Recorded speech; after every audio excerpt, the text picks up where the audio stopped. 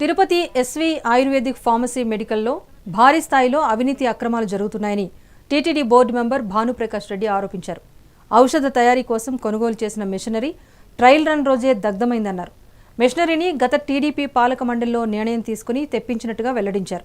ఇవన్నీ మాజీ చైర్మన్ భూమన కరుణాకర్ రెడ్డి కళ్లకు కనబడదు అంటూ మండిపడ్డారు. గత ప్రభుత్వ హయాంలో టీటీడీ ఖజానాను ఇష్టారాజ్యంగా దోచుకున్నారంటూ ఆరోపణలు చేశారు.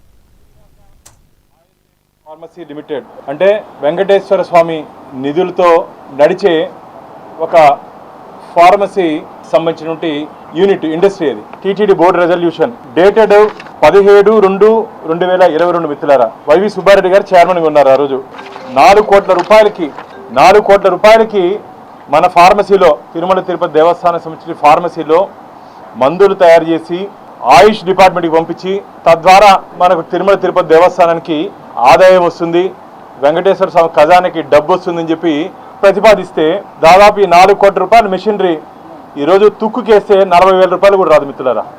4 కోట్ల రూపాయల మెషినరీని తీసుకొని వెళ్ళేస్తే తుక్కుకి ఏమంటారు పాత సామాన్లకు వేస్తే 40,000 రూపాయలు రాదు. ఏందండి అడిగేవాడు లేదనా? కంట్లో నీళ్ళు వస్తున్నాయి. భక్తులు సమర్పించిన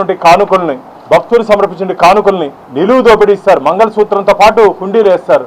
అలాంటి డబ్బుని అలాంటి ఖజానాని 4 కోట్ల రూపాయలని ఒక మిషన్ ఏమో కాలిపోతుంది.